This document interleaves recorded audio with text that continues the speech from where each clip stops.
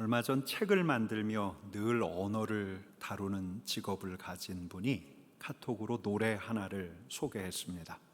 이런 말을 덧붙이면서요, 은는 이 가의 쓰임조차 이렇게 완벽한 노랫말은 처음 봅니다. 여러분, 우리말 문법에서 은는은 보조사라고 하고 이하고 가는 주격조사라고 합니다. 서로 혼용되기도 하지만 뉘앙스가 다르고 품고 있는 의미가 다릅니다. 비는 옵니다. 비가 옵니다. 좀 느낌이 다르죠? 그럼 어떤 노래인가? 간밤의 바람은 말을 하였고 고궁의 탑도 말을 하였고 할미의 패인눈도 말을 했으나 말 같지 않은 말에 지친 내 귀가 말들을 모두 잊어 듣지 못했네. 여인의 손길은 말을 하였고 거리의 거지도 말을 하였고 죄수의 푸른 옷도 말을 했으나 말 같지 않은 말에 지친 내 귀가 말들을 모두 잊어 듣지 못했네. 잘리운 가로수는 말을 하였고 무너진 돌담도 말을 하였고 빼앗긴 시인도 말을 했으나 말 같지 않은 말에 지친 내 귀가 말들을 모두 잊어 듣지 못했네. 말들을 모두 잊어 듣지 못했네. 여러분, 저는 이 노래를 처음 들었습니다. 근데 이 노랫말에 많이 공감이 되었습니다. 말 같지 않은 말을 듣느라, 말 같지 않은 말을 쏟아내느라 말다운 말을 잊어버리니까 말다운 말을 할 수도 없고 말다운 말을 들을 수도 없는 겁니다. 바람이 말을 하고 고궁의 탑도 말을 하고 할미의 패인눈도 말을 하는데, 여러분, 정작 들어야 할 말은 바람의 말 같은 대자연의 말, 우리가 정작 들어야 할 말은 주름진 할미의 한숨, 여인의 손길 같은 삶의 애환이 담긴 말, 우리가 정작 들어야 할 말은 거지의 애원, 죄수의 탄식 같은 가난하고 소외된 이들의 말.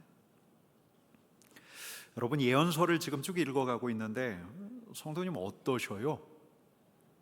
어떠십니까? 솔직하게 말씀드리면 저도 쉽지가 않습니다.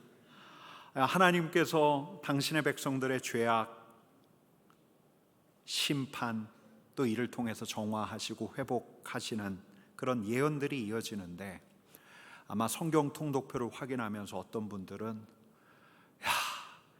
이제 학개수가랴 말락이 남았다, 2주만 지나면 신약이다, 한 주만 버티자, 이렇게 생각하시는 분도 있을 거예요. 여러분, 근데 예언서를 읽어나가면서 이런 생각을 해보는 겁니다. 아까 그 노랫말처럼 말 같지 않은 말을 듣느라 혹은 말 같지 않은 말들을 하느라 말다운 말을 잊어버린 우리하고는 다르게 말다운 말을 들어오신 분이 계시다면, 사람들 사이에 오가는 말들, 그 욕망과 야망을 투사한 말들, 한꺼풀 벗겨보면 자기의 이익을 도모하는 그 탐욕스러운 말들, 이런 소리에 귀 기울이는 게 아니라 우리가 잊어버린 말들, 피조세계의 말들, 바람의 말들, 쓰러진 가로수의 말들, 가난하고 소외된 이들의 탄식과 울부짖음을 들어오신 분이 계시다면, 여러분, 근데 저는 지금 표현을 잘못한 거예요. 들어오신 분이 계시다면, 여러분, 이런 가정은 옳지 않습니다. 왜냐하면 하나님께서는 들어오셨어요. 당신께서 창조하신 피조세계의 탄식, 황폐한 땅의 탄식을 들으셨어요. 우리 하나님, 당신께서 각별하게 살피시는 가난한 자, 소외된 자, 유리하고 방황하는 자들의 울부짖음을 들으셨어요. 불법이 자행되는 망가진 세계의 탄식을 우리 하나님께서는 들어오셨어요. 하나님의 백성들조차 잊어버린 말들을 우리 하나님께서 계속 들어오신 거예요. 여러분, 저는 지난 한 주 소예언서, 예언서를 쭉 읽어나가면서 정의에 대해서, 정의라는 주제로 골몰을 했습니다. 우리 하나님께서 하나님의 백성들의 불의를 질책하셨고 또 하나님의 백성들에게 정의를 요청하고 계시기 때문입니다. 여러분, 우리 8절 말씀 같이 읽겠습니다. 사람아, 주께서 선한 것이 무엇임을 내게 보이셨나니 여호와께서 내게 구하시는 것은 오직 정의를 행하며 인자를 사랑하며 겸손하게 내 하나님과 함께 행하는 것이 아니냐. 여러분, 하나님께서 하나님의 백성들에게 구하시는 것이 무엇입니까? 다른 게 아니죠. 내가 무엇을 갖다 드릴까? 내가 어떤 번제물들을 우리 하나님께 갖다 바칠까? 헌물을 드릴까? 우리 하나님께서 요구하시는 것은, 하나님께서 정말 기뻐하시는 것은, 여러분 7절 8절 하반절 말씀 같이 읽겠습니다. 여호와께서 내게 구하시는 것은 오직 정의를 행하며 인자를 사랑하며 겸손하게 내 하나님과 함께 행하는 것이 아니냐. 여러분, 우리 하나님께서 구하시는 것이 뭐죠? 첫 번째는 정의를 행하는 것. 우리 하나님께서 요구하시는 게 뭐죠? 두 번째는 인자를 사랑하는 것. 여러분, 여기서 나오는 인자는 다니엘서의 인자가 아니에요. 헤세드예요. 헤세드. 헤세드는 우리 하나님의 한결같은 사랑과 은혜. 인자를 사랑한다는 것은 하나님의 사랑과 은혜를 기억하며 그 사랑에 합당하게 행하는 것, 그 은혜대로 사는 것. 여러분, 또 헤세드는 다른 사람을 향한 친절 사랑이에요. 인자를 사랑한다는 것은 다른 사람들을 한결같은 마음으로 대하고 사랑을 즐겨 베푸는 것. 여러분, 그리고 하나님께서 요구하신 세 번째가 뭐죠? 뭡니까? 겸손하게 내 하나님과 함께 행하는 것이 아니냐. 여러분, 좀 단순하게 말씀드리자면 하나님께서 요구하시는 것은 정의를 행하는 것, 그분의 사랑을 기억하며 사랑으로 사는 것, 하나님과 함께 겸손히 행하는 것. 좀 더 단순화하면 정의, 사랑, 그리고 겸손한 동행이에요. 여러분, 근데 이 중에서 걸리는 게 하나가 있습니다. 뭐냐면 정의예요. 정의. 예언서에서는 우리 하나님의 공의, 정의를 거듭거듭 이야기하고 있는데 대체 정의가 뭘까? 여러분, 정의가 뭐죠? 무엇이 정의입니까? 여러분, 이 질문은 신앙인들의 질문이기도 하지만 동시에 정치 철학과 윤리학의 질문이기도 합니다.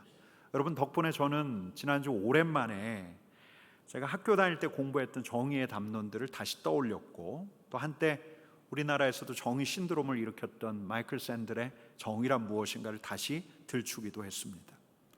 여러분, 어떤 이들은 한 사람이 아니라 다수가 행복한 사회를 정의로운 사회라고 해요. 근데 또 어떤 이들은 한 개인의 존엄한 권리, 개인의 자유가 보장되는 사회가 정의로운 사회라고 해요. 근데 또 어떤 이들은 사람들 사이의 의견이 이렇게 다른데 그 수많은 의견들을 받아들이고 공동의 선을 위해 함께 고민하는 사회를 정의로운 사회라고 이야기합니다. 여러분, 이런 정의를 위한 이론들, 정치 철학과 윤리학이 제시한 이런 정의론을 우리는 수긍할 수가 있습니다. 이런 이론들 덕분에 내가 살고 있는 이 세상이 살만한 세상인가? 정의롭고 공정한 세상인가? 이에 대해서 답할 수 있으니까요.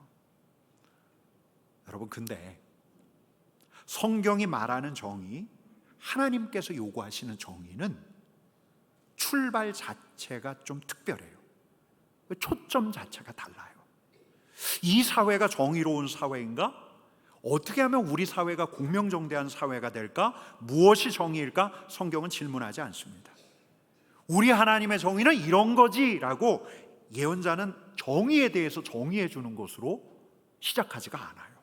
여러분, 성경은 오히려 하나님의 백성들이라면 정의에 대해서 이미 알고 있다고 전제해요. 여러분, 또 오늘날의 이 정의 이론들처럼 이 성경의 정의가 당대 수많은 현자들이 제시했던 정의와 정의사회의 이론을 살피는 것으로 시작하지 않아요. 오히려 어떤 때 우리 하나님께서는 예언자들에게 정의를 요청하십니다. 오히려 어떤 때에 하나님께서는 당신을 정의의 하나님으로 나타내셔요. 어떤 때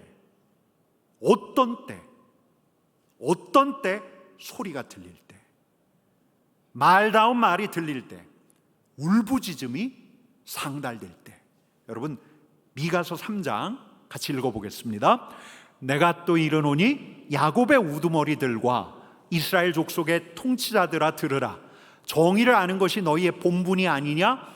너희가 선을 미워하고 악을 기뻐하여 내 백성의 가죽을 벗기고 그 뼈들에서 살을 뜯어 그들의 살을 먹으며 그 가죽을 벗기며 그 뼈를 꺾어 다지기를 냄비와 속 가운데에 담을 고기처럼 하는도다. 여러분, 누구의 소리가 하나님께 상달되었습니까?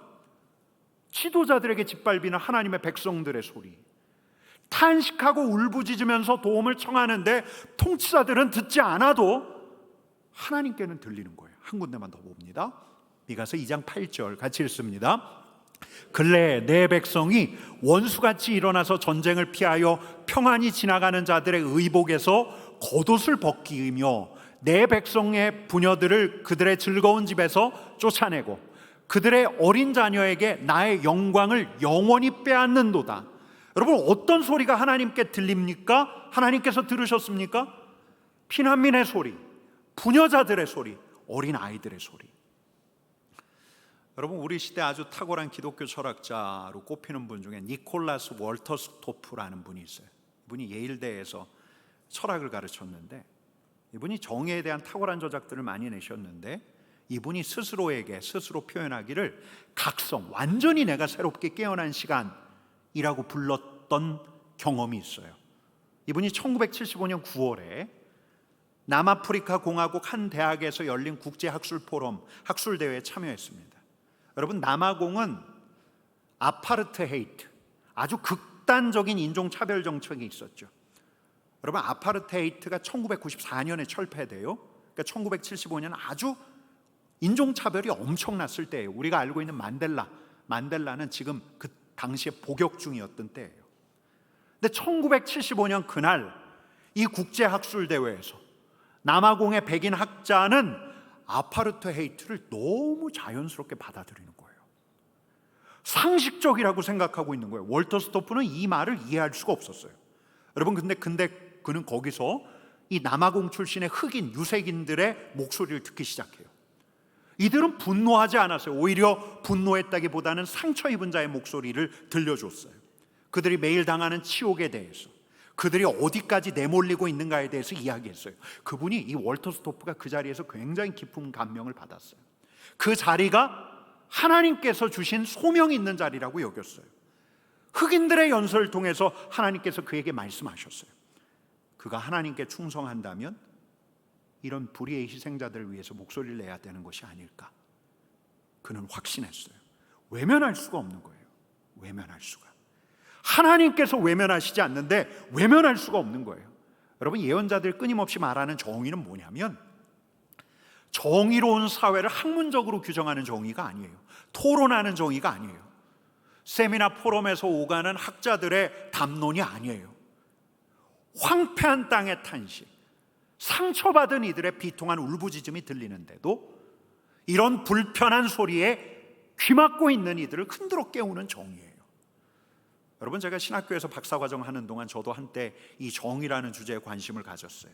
학자들의 이론을 쭉 탐독하던 시절이 있었는데, 그래도 그때는 제법 제가 조리 있게 정의에 대해서 글 쓰고 말할 줄 안다고 자신하고 있었는데, 제 아우가 저한테 이런 이야기를 해요. 형, 말만 하지 마. 울부짖는 사람들한테 이들이 뭐라고 말하는지를 좀 들어. 여러분, 하나님의 정의는 사변적 정의가 아니에요. 불의하고 불법한 사회에서 울부짖는 자의 소리를 들으시는 하나님의 정의예요. 하나님의 형상이 깨어지고 한 존재가 한 존재로 대접받지 못할 때 나오는 신음소리, 이 신음소리에 귀 기울이시는 하나님의 정의인데, 이 정의는 그래서 이론적인 정의가 아니라 현장의 정의예요. 현실적인 정의예요. 여러분, 그러다 보니까 하나님의 정의가 이렇게 출발부터가 다르니까 초점도 달라요. 여러분, 정치 철학자들은 우리의 행복과 우리의 권리, 개인의 권리를 주창할 때 1차적인 관심사가 뭡니까? 나예요. 나의 행복, 나의 권리, 나의 자유. 여러분, 우리 사회에서도 공정사회, 공정에 대한 논의가 진행될 때 어떤 이야기들이 나옵니까? 누군가 무임승차해요. 회사에서 사업 모집한다고 공고를 냈는데 이미 내정자가 있어요. 여러분, 이런 사례가 너무 답답하면 조금 더 가까이 다가오게, 친교실에서 우동 타려고 줄 딱 서고 있는데 담임 목사라고 줄 안 서고 맨 앞으로 가요. 여러분, 붕괴하는 거예요. 붕괴하는 거예요. 기대하며 원서를 낸 나는 분노해요. 우동 타려고 뒷줄에 서 있는데 저 앞에 서 있는 담임 목사 보면서 분노하는 거예요. 그가 가진 특권을 용납할 수 없어요. 여러분, 이런 걸 용인하는 사회는 공명정대한 사회가 아니고 행복하지 않은 사회예요. 공명정대한 정의로운 사회라고 한다면 똑같은 권한을 나누어 주어야죠. 똑같은 자유를 보장해 줘야죠. 여러분, 정의를 고민하는 건 뭐냐면, 무엇보다 내가 손해보지 않는 세상, 나도 행복한 세상을 만들기 위해서예요. 여러분, 근데 우리 하나님의 정의는 울부짖는 자를 위한 정의예요. 권리 박탈당하고 자유를 빼앗긴 자들을 위한 정의예요. 나를 위한 정의가 아니에요.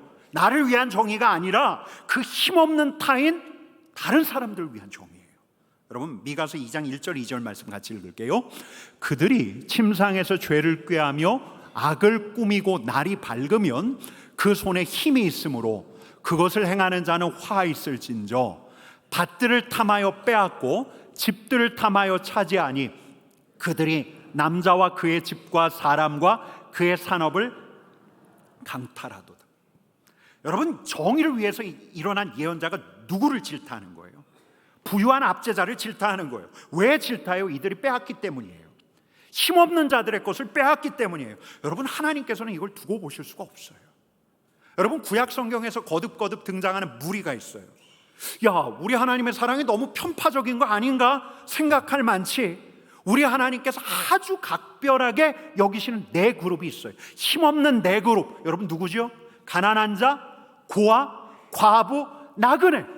모세오경부터 시작해서 예언서에 이르기까지 이 힘없는 네 그룹이 늘 나와요. 여러분, 우리 하나님께서는 하나님의 백성들 모두를 사랑하시지만 하나님께서는 늘 이들의 소리부터 반응하셔요. 우리 하나님에게는 우선순위가 있는 거예요. 여러분, 이사야서 10장 1절 2절 말씀 같이 읽습니다. 불의한 법령을 만들며 불의한 말을 기록하며 가난한 자를 불공평하게 판결하여 가난한 내 백성의 권리를 박탈하며 과부에게 토색하고 고아의 것을 약탈하는 자는 화 있을진저. 여러분, 하나님의 정의는 나의 정의, 우리의 정의가 아니에요. 타인의 정의예요. 여러분, 학자들은 나 아닌 모든 것이라고 해서 타인이라고 표현하기보단 타자라고들 하는데, 타자, 힘없는 타자, 짓밟힌 타자, 학대받는 타자를 위한 정의가 하나님의 정의예요. 여러분, 하나님께서는 다 학대받고 있는데 학대하는 이들이 당신의 백성이라도 가만두실 수가 없는 거예요.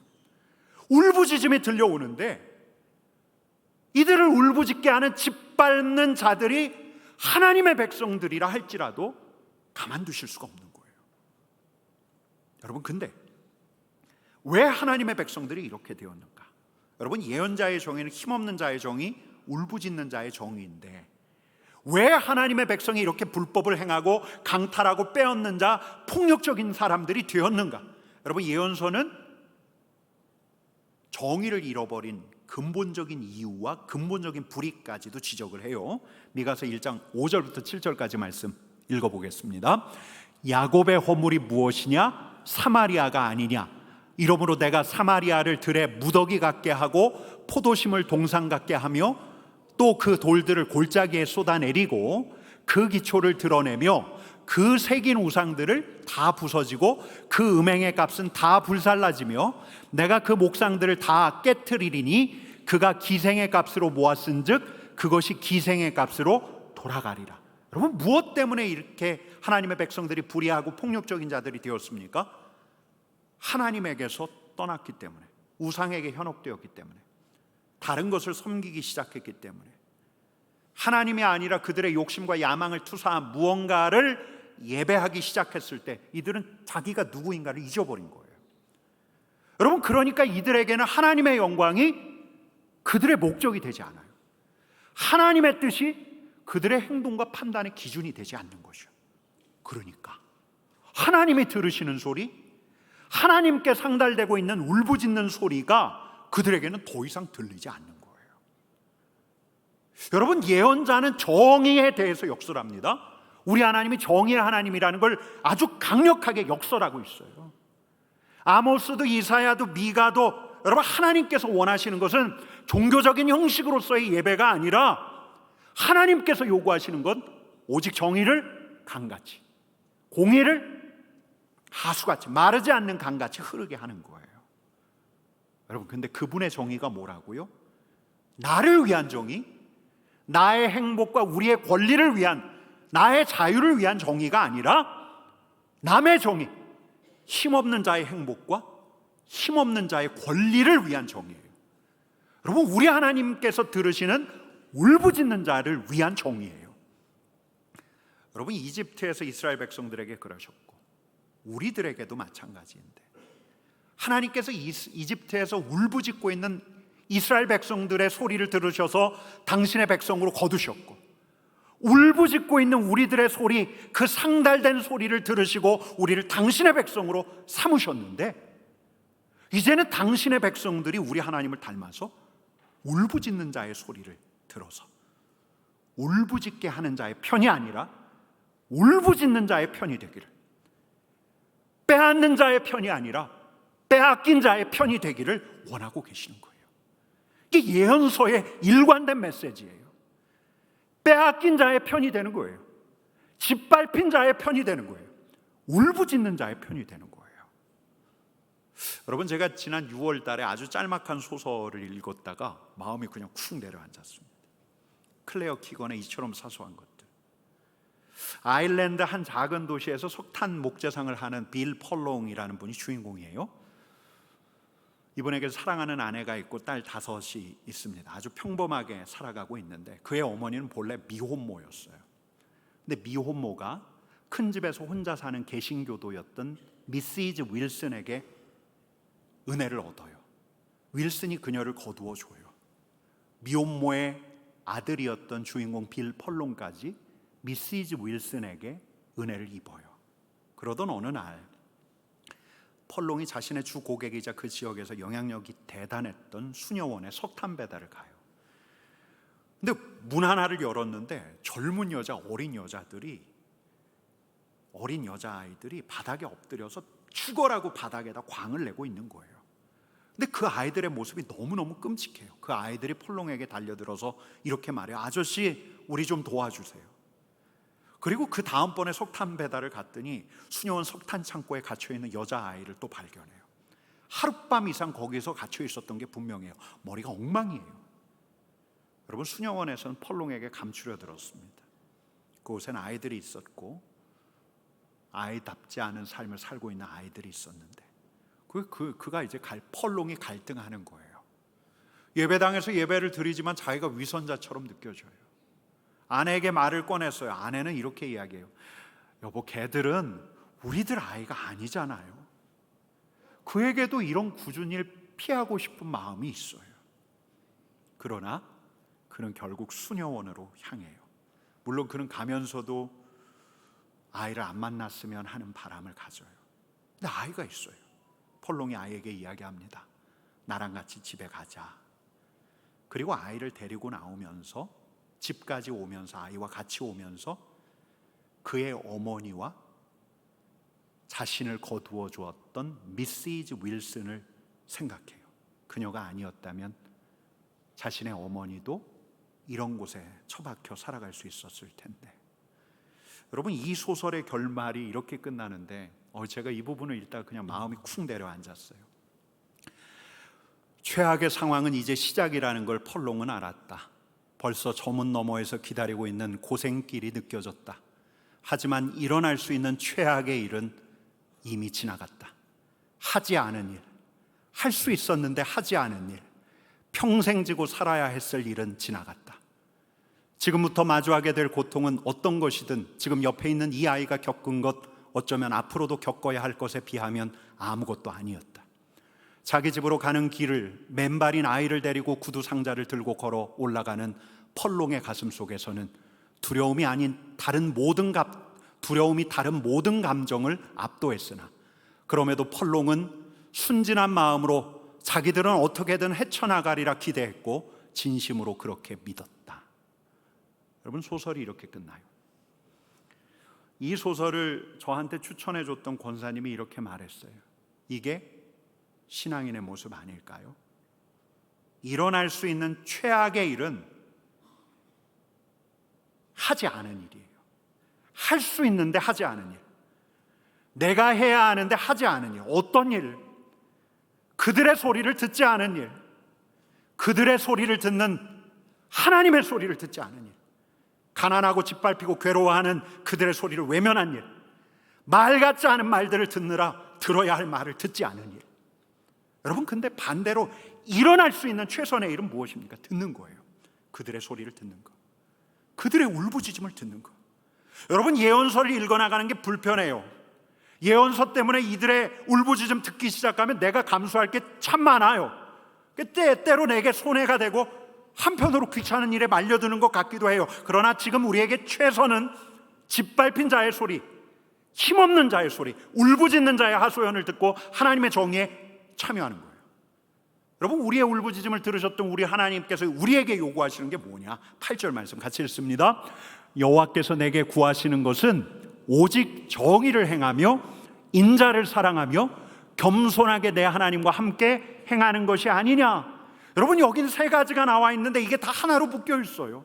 정의와 사랑과 겸손한 동행은 하나로 묶여 있어요. 여러분, 우리가 우리 자신이 아니라 우리 곁에 있는 이들의 권리와 행복을 위해서 그들의 울부짖음을 반응함으로써 우리는 하나님의 정의에 참여하지만, 여러분, 이게 사랑이죠. 그리고 이게 그들의 소리를 듣고 계시는 우리 하나님과 겸손히 동행하는 길 아니겠습니까? 여러분, 이게 우리에게 최선이에요. 얼마 전에 어떤 분이 자기 페북에다가 이런 글이 올렸습니다. 구덩이에 빠진 여인이 손을 들고 도움을 요청하고 있습니다. 위에서 손을 내뻗고 있지요. 근데 그는 밧줄을 내려주지 않고 있습니다. 여러분, 울부짖음을 듣고 하나님의 정의에 참여하는 것은 구덩이에 빠진 이에게 손 내미는 신용만 하는 게 아니에요. 뒤에 있는 밧줄까지 내려줘야 돼요. 여러분, 적어도 이 한 주만큼은 이렇게 가야 하지 않을까. 여러분, 제게도 되게 희한한데요, 제가 지난 목요일 금요일 하나님의 정의에 대해서 골몰하고 있을 때 마침 행색이 누추한 한 분이 저를 찾아왔어요. 그리고 제게 한숨을 토하면서 자기의 어려움을 이야기하기 시작했어요. 여러분, 근데 그때 제 안에서 갑자기 어떤 생각이 들었냐면 꼭 이게 시험대 같았어요. 그의 소리를 들어줄 수 있는가 하는 시험대. 그를 긍휼하게 바라볼 뿐만 아니라 신용만 하는 게 아니라 밧줄까지 내려주는가를 확인하기 위한 시험대. 그걸 지혜롭게, 밧줄을 지혜롭게 그에게 내려줄 수 있는가를 보는 시험대. 여러분, 우리 하나님께서 저와 여러분들의 울부짖음을 들으시고 저와 여러분들을 하나님의 백성으로 삼으셨어요. 우리는 하나님의 백성이에요. 근데 하나님의 백성들에게 하나님께서 요구하시는 거예요. 정의를 행하고 한결같은 사랑과 친절을 보이고 겸손하게 우리 하나님과 동행하기를. 여러분, 그러니까 우리는 귀를 열고 먼저 들어야 돼요.